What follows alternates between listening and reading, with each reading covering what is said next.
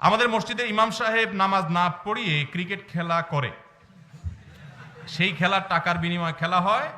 তিনি বলেন আমি শরীর চর্চার জন্য খেলছি, আমি টাকা নেই না, টাকা দেই। আমার প্রশ্ন হচ্ছে তার পিছনে নামাজ পড়া যাবে কিনা। দেখুন, ইমাম সাহেব আদৌ এটা করেন কিনা আমি জানি না। এ ধরনের প্রশ্ন দিয়ে এরপর ইমাম সাহেবকে ফাঁসাবেন, সমাজে যায় তারে কোণঠাসা করবেন, সেটা যদি ভুলভাল তথ্য দিয়ে করেন তাহলে আল্লাহর কাছে অবশ্যই আপনি দায়ী থাকবেন। এমনটি করা উচিত না। তবে আমি সাধারণ কথা বলে রাখছি, কোনো খেলা যদি খেলোয়াড়রা নিজেদের মধ্যে টাকা পয়সা আদান প্রদান করে, যে জিতলে আমরা টাকা পাবো, তোমরা দিবা, আর হারলে আমরা তোমাদেরকে টাকা দিব, এরকম যদি আদান প্রদান হয় তাহলে এটা জুয়ার অন্তর্ভুক্ত হবে এবং এটা জায়েজ না, এটা হারাম। কিন্তু এছাড়া শারীরিক কসরতের জন্য যদি ইমাম সাহেব খেলে, আমাদের দেশে ইমাম সাহেবদের জন্য সবই নিষেধ। আমি ঢাকায় যখন ইমামতি করতাম 2003-04 সালে কথা, আমার এক মুসল্লি আমাকে একবার বলতেছিল, হুজুর আপনার সবই ভালো লাগে কিন্তু হাঁটাটা না পছন্দ হয় না আমার কাছে। পুরো আমি বললাম, আপনি কি আমাকে বিয়ে শাদী করার নিয়ত করছেন? এটা তো কোনো মেয়ে দেখতে গেলে মানুষ এসব বলে টলে, এটা কোন ধরনের কথা যে ইমাম সাহেবের হাঁটা আপনি খুঁজতেছেন? আপনি আমার কথায় না শুনবেন। ভাইরা আমার, আমাদের সমাজে অনেক মানুষ আছে হুজুরদের কিছুই তাদের ভালো লাগে না। হুজুররা দাওয়াতে আগে গেলে বলে, দেখছো হুজুররা আগে আগে এসে বসে থাকে, পরে গেলে বলে হুজুরের টাইম টেবিল ঠিক ঠিকানা নাই, হুজুরদের কোনো দিকে যাওয়ার রাস্তা নাই, অনেক টাকা পয়সা হয়ে গেছে, হুজুর মানুষ দেখছো দুনিয়ার ধান্দা। আবার টাকা পয়সা করে নাই, শুধু পরের তার উপরে খায়া থাকে, নিজে কিচ্ছু করে না। উভয় সমস্যা আছে না নাই? শয়তান ওলামাদের বিরুদ্ধে মানুষকে লাগায় দেয়, এটা চক্রান্তের অংশ। যদি খেলার কথা বলেন, যদি টাকা পয়সা দেওয়া ছাড়া খেলাধুলা করে কেউ শারীরিক কসরতের উদ্দেশ্যে, শরীয়ত যেই খেলাধুলাতে শারীরিক কসরত আছে, ব্যায়াম আছে, এই খেলাকে জায়েজ করেছে। যদি কখনো জেহাদের প্রয়োজন হয় তাহলে আমি নিজের শরীরকে ফিট রেখে আল্লাহর রাহে আমি লড়বো, এই নিয়ত করে যদি সে শারীরিক কসরত করে তাহলে এটা তো ইবাদত হবে। কথা বুঝেন নাই? তবে ইমাম সাহেব নামাজ না পড়ায়া খেলে আমার কাছে এটা বিশ্বাসযোগ্য মনে হচ্ছে না, এরকম হওয়ার কথা না। যদি সেরকম হয় তাহলে সেটা অবশ্যই নিন্দনীয়, সেটা ইমাম সাহেব কেন, মুসল্লির জন্য। কিন্তু আমার কথা হলো, প্রশ্নটা এরকম আসলো কেন? প্রশ্ন এরকম আসতে পারলো না, হুজুর আমাদের অনেক মুসল্লি আছে ক্রিকেট খেলে এবং খেলা মজে যায়, এজন্য নামাজ পড়তে আসে না। এইরকম প্রশ্ন তো কোনোদিন আসে না। প্রশ্ন আসে, হুজুর ইমাম সাহেব বিয়ে না করলে তার পিছনে নামাজ পড়া যায় আছে কিনা। আমি বলি, প্রশ্ন এরকম আসে না কেন যে ভাই মুসল্লি সাহেব বিয়ে না করলে নামাজ পড়া যায় আছে কিনা। ফতোয়া সব এদেশে দুই শ্রেণীর মানুষের ব্যাপারে, এক হলো মসজিদের ইমাম সাহেব, মুয়াজ্জিন সাহেব, আর একটা হলো মহিলা।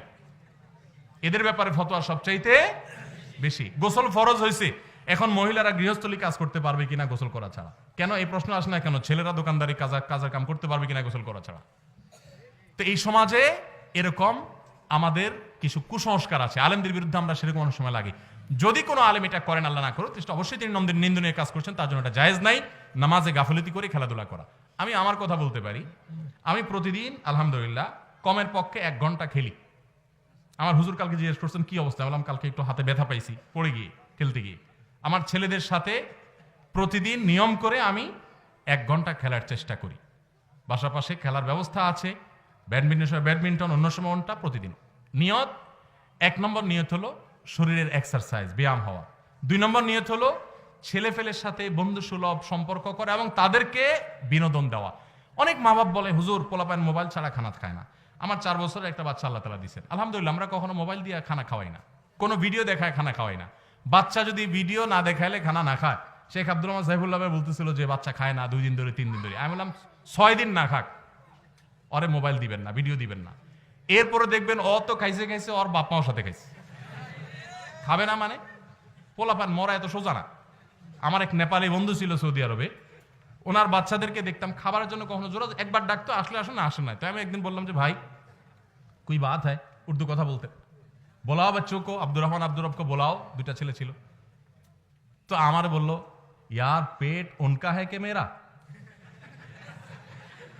পেট কি তার না আমার, ছোড়ো মগজ মারি, মানে মাথা নষ্ট কেন করতেছ। আমি অবাক হয়ে গেলাম।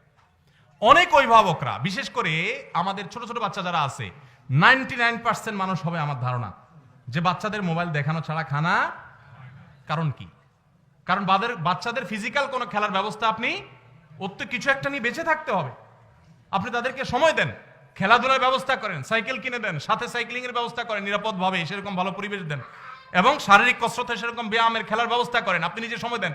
আপনি নিজে ভূতের মতো মোবাইলে উপর হয়ে থাকেন, আপনার বউ একটার মধ্যে উপর হয়ে থাকে, তো বাচ্চাও তো আরেকটা নিয়ে বসবে, এটাই তো স্বাভাবিক। একটা প্রতিবন্ধী সমাজ আমরা গড়ে তুলছি, এই জন্য এগুলোর বিরুদ্ধে সংগ্রাম করতে হবে। শারীরিক কসরতের জন্য এরকম খেলাধুলা এটা কোনো নিষিদ্ধ বিষয় না। শুধু সেটা না, আপনারা হয়তো বলবেন হুজুর খেলাধুলা করে। আলহামদুলিল্লাহ, আমার বাসায় যত সবজি আমরা খাই, আলু ছাড়া কোনো আইটেমের সবজি নর্মালি আমরা টাকা দিয়ে কিনে খাই না, নিজেরা আমরা ক্ষেত করি।